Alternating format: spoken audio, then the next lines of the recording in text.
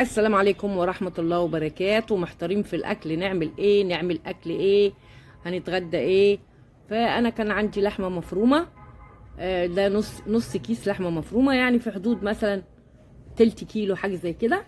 ودي التوابل، ملح وفلفل وكمون وكزبرة، وكاري اهم. دي التوابل بتاعتي اللي احطها على كل حاجة. ما بشتريش بقى انا للكفته، لا، اللي عندي بحطه هم محطوطين اهو، هي مش ناقصه مصاريف اصلا. وعندنا معلقتين دقيق علشان، وعندنا اللحمه، وعندنا بصل اهو. قطعته وسبته شويه لما يدبل، ونزلت منه الميه بتاعته. وهنعمل كفته وعاملين عليها مكرونه، ما شاء الله ما شاء الله، تبقى فله فله فل. هنمسك نعمل ايه الاول؟ هنقول الاول هنحط كل ده اللي انتوا شايفينه على بعضه، كل ده. واللهم صل على سيدنا محمد. ومعلقتين الدقيق، وهنمسكه نفركه نفركه ونعمل الكفته ونحطها في الفرن. طيب، هوريها لكم بقى وانا بنصبحها. اللهم صل على سيدنا محمد. ودي حبه بيكنج باودر، هنحط معلقه عشان تنفش الكفته تبقى زي بتاعه الحاتي. ولو معاكي عودين بقدونس ولا تحطيهم برضو في العجينه. وهنمشي واحده واحده مع بعض. السلام عليكم ورحمة الله وبركاته. هنتغدى. طب نتغدى ايه؟ طبعا احنا عاملين عجة للفطار. هنعمل ايه بقى في الغدا؟ كان عندي في حدود اكتر من ربع كيلو لحمة مفرومة. وعندي هنا بصل اهو، عملته وصفيته من المية بتاعتها تخليها تفتح، مش هتلم معاكي. وحبة توابل، ملح وفلفل وكاري وبابريكا، وكل اللي عندك حطيه. ما تقوليش بقى اما اروح اجيب توابل الكفته ولا توابل الفراخ، لا، ولا، كل اللي عندك حطيه.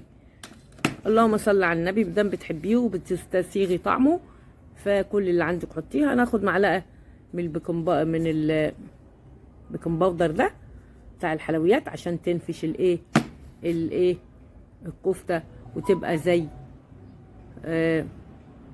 بتوع الحاجة.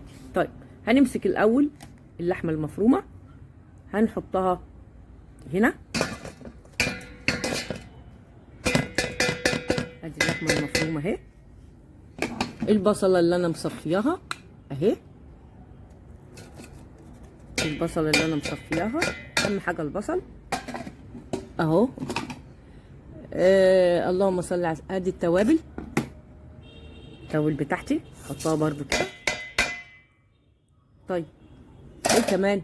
في كمان معلقتين من الدقيق، حطي كمان معلقتين من الدقيق. وافركي فركي فركي فركي، هنفركه كله مع بعض زي ما انتوا شايفين، وهتبقى لحمه في منتهى الجمال. ما تنسوش بقى عندي رغيف اهو مبلول. طبعا اللحمه مش هتكفي، رغيف مبلول اهو، انا بلدي عادي اهو.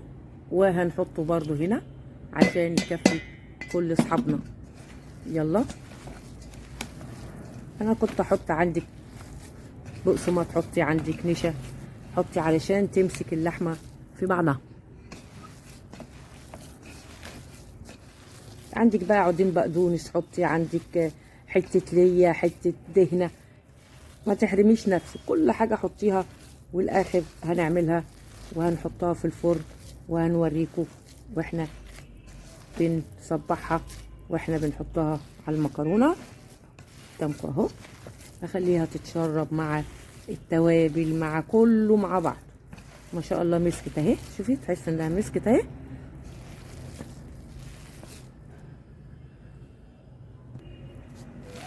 هنحط يا ولاد كله على بعضه، اللحمه المفرومه على البصل على التوابل على معلقتين الدقيق عشان تمسك. ما شاء الله اهي. انت مش هنسيبها الا لما النسيج بتاعها زي ما انتوا شايفين. بص كلها مع بعض ازاي. يلا هاتي بقى سياخ تعالي نصبع الكفته.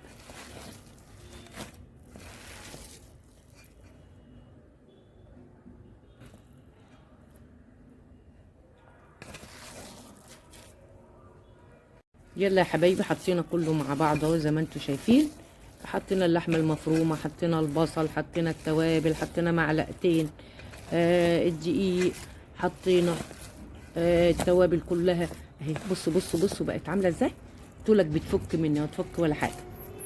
نقوم اهم يا حبايبي. بصوا العجينه عملت ازاي، ما شاء الله ما شاء الله. بصوا مسكتوا ازاي، لا يمكن دي هتفك منك. بصي هعملها دلوقتي واحطها قدامك اهو، وهوريكي الكفته على اصلها.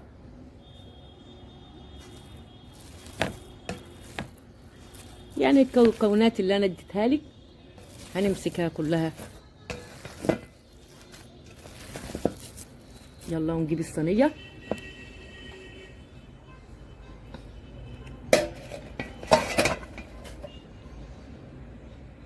يلا شغال. دي طبعا ميه بصل اهي، اعمل بيها برضو ما ارميهاش اهي. ميه البصل اهي، والتاني اعمل كده لغايه ما تمسك اهو. شايفين اهو، اهي زي بتاعت الحاجه.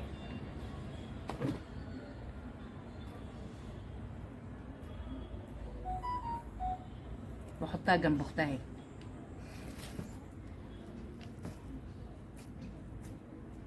احط ايدي في البصل ما ارميهوش اهي يا ولاد. بصوا ما شاء الله ما شاء الله. هشتغل بعد كده بتاعت كفته. بصوا يا ولاد بقت طويله اهو، وماسكه في ايدي اهي ما وقعتش.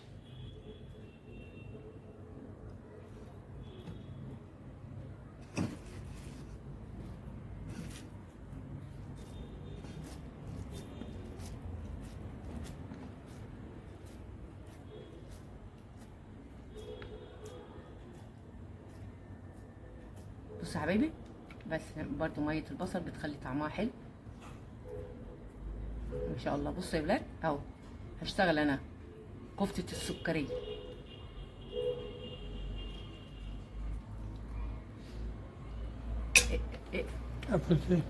اقفل. السلام عليكم ورحمه الله وبركاته. طلعنا الكفته من الفرن وانا عملتها قدامكم الحمد لله. ما مسكتش يعني او سيلت او حاجه. وحطها في الفرن ورشيت عليها بقدونس زي ما بيعملوا اخواننا بتوع الكفته. وما شاء الله عاملاها على ايدي وزي الفل زي ما انتم شايفين. وهتبقى غدوه جميله. هنحطها على المكرونه. وانتوا كنتوا معايا لما شفتوا حطيت اللحمه والبصل والتوابل كله حطيته قدامكم. وهي جميله جميله اهي زي ما انتم شايفين ما شاء الله. بصوا من جوه مستويه حلوه قوي قوي قوي. الله طعمها جميل. وكل اكله وانتم طيبين. هقول لكم السلام عليكم ورحمه الله وبركاته.